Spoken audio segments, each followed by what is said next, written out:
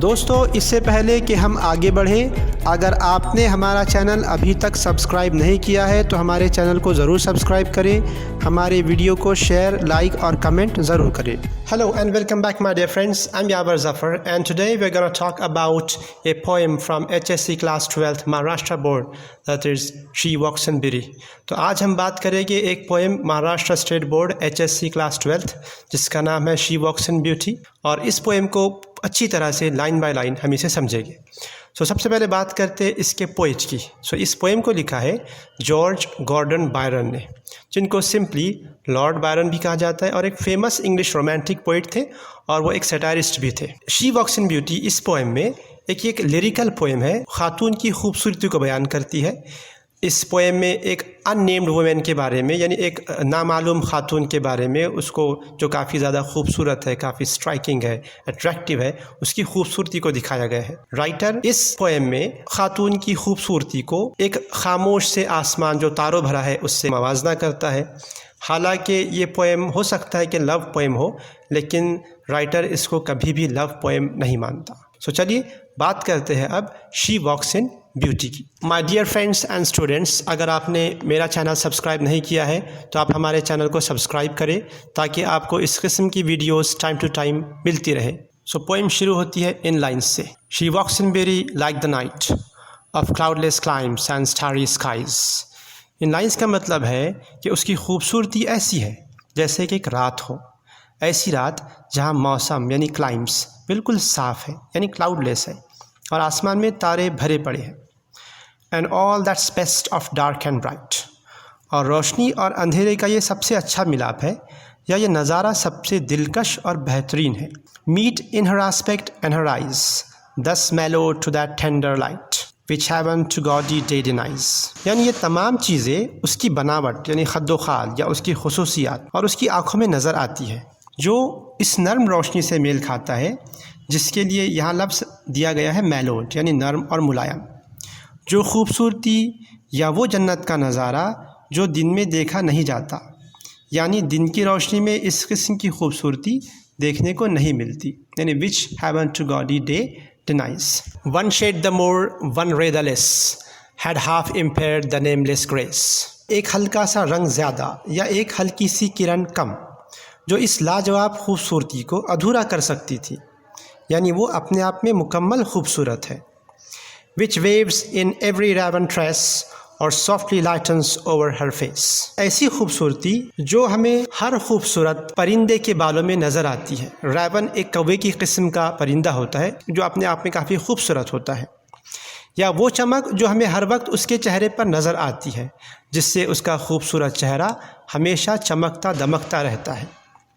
Where thoughts suddenly sweet express how pure, how dear their dwelling place। जहाँ ख़यालात भी बड़े पुरसुकून अंदाज में ज़ाहिर होते हैं और उनके रहने की जगह यानी dwelling place भी कितनी खालिस और कितनी प्यारी और कितनी दिलकश है, यानी एक बहुत अच्छी जगह पर ये ख़यालात बड़े पुरसुकून अंदाज में रहते हैं। And on that cheek and over that brow, so soft, so calm, yet eloquent, that smiles that win, that tints that glow। और उसके गालों पर और उसके भवों पर यानी आईब्रोज़ पर। अब यहाँ एक फिगर ऑफ स्पीच है, कॉन्ट्रैक्शन इसे कहते हैं, यानी जब कभी भी पोइट अपने राइटिंग में शॉर्ट हैंड वर्ड्स का यूज़ करता है उसे हम कहते हैं कॉन्ट्रैक्शन, जहाँ ओवर दिया गया है, राइट। और उसके भवों पर यानी आईब्रोज़ पर कितना नर्म, कितना खामोश, लेकिन फिर भी बहुत खुश बयान यानी एलोक्वेंट ऐसी मुस्कुराहटें हैं जो दिल जीत ले, और चेहरे के ऐसे निशानात हैं जो चमक उठे, यानी चेहरा ऐसे मानो दिल खुश कर दे। But tell of days in goodness spent, a mind at peace with all below, a heart whose love is innocent. लेकिन ये एक ऐसा दिन लगता है जो अच्छाई या नेकी में गुजरे, क्योंकि वो एक बहुत अच्छी खातून है, इसलिए उसका मिजाज तमाम से अच्छा है, और उसके पास एक ऐसा साफ़ सुथरा दिल है और ऐसा पाक दिल है जिसकी मोहब्बत बहुत मासूम है, यानी हर किस्म की बुराई से उसकी मोहब्बत पाक है। तो ये थी आपकी poem she walks in beauty. इसे हम इस तरह से कह सकते हैं कि उसका वजूद ही पूरी की पूरी खूबसूरती है, और इन तमाम खुसूसियात की बुनियाद पर पोइट ने एक ख़ातून को बड़े अच्छे तरीक़े से बयान किया है। सो आई होप आपको ये पोएम समझ में आ गई होगी। आप इसे एक बार और देखें, इसे समझें, और फिर हम बात करेंगे इसकी एक्टिविटी की। सो बात करते हैं हम इस पोएम्स में यूज़ की गई पोएटिक डिवाइसेस की या फिगर ऑफ स्पीच की। सो इस पोएम में मेनली यूज़ की गई है simile, metaphor, alliteration, personification and antithesis. तो सिमिली क्या होती है? सिमिली में पोएट एक चीज़ को दूसरे चीज़ की तरह दिखाता है या एक से दूसरे का कंपेयर करता है।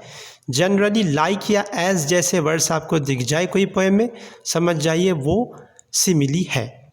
इसमें एग्जांपल है सिमिली की, she walks in beauty like the night. So लफ्ज़ लिखा गया है लाइक द नाइट, इन रात की तरह। So that is simile. Second हम बात करें मेटाफर की।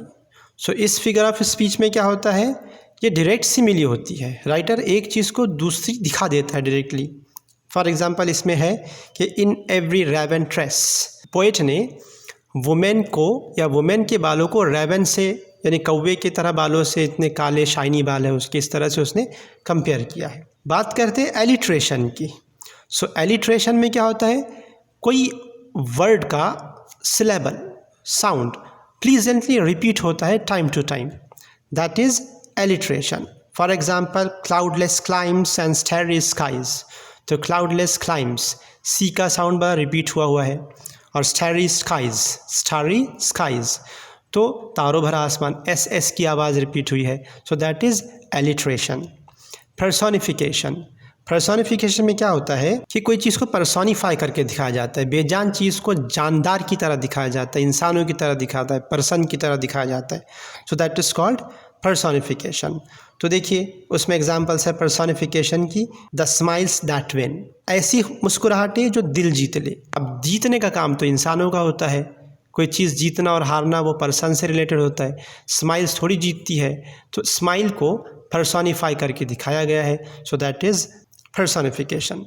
बात करें एंटीथेसिस की, जो इसमें नेक्स्ट फिगर ऑफ स्पीच दी गई है। एंटीथेसिस में राइटर दो अपोजिट आइडियाज़ को यूज़ करता है। ओके, एंटी यानी उलट, थेसिस मीन्स आइडियाज़। सो एंटीथेसिस मीन्स जिसको आप उर्दू में सनत तज़ाद कह सकते हैं। सो एंटीथेसिस में राइटर दो अपोजिट वर्ड्स या दो अपोजिट आइडियाज़ को बताता है। सो इस पोएम में एंटीथेसिस का एग्जाम्पल है, best of dark and bright, one shade the more, one ray the less. तो यहाँ जो है ना ये दो लाइन्स, तो इसमें अपोजिट वर्ड्स यूज़ किए गए हैं, best of dark and bright. देखिए डार्क एक अलग चीज़ होती है, उसका उल्टा ब्राइट। इसी तरह one shade the more, one ray the less. तो इसमें वन शेड द मोर ज़्यादा, one ray the less means कम। तो यहाँ दो वर्ड्स को यूज़ किया गया है। So that is antithesis. So I hope आपको ये फिगर ऑफ स्पीच समझ आ गई होगी। आप हमारे चैनल को सब्सक्राइब करें, इस वीडियो को ज़्यादा से ज़्यादा शेयर करें ताकि बहुत सारे स्टूडेंट्स को फ़ायदा मिल सके। Thank you very much. Study hard and make your future bright.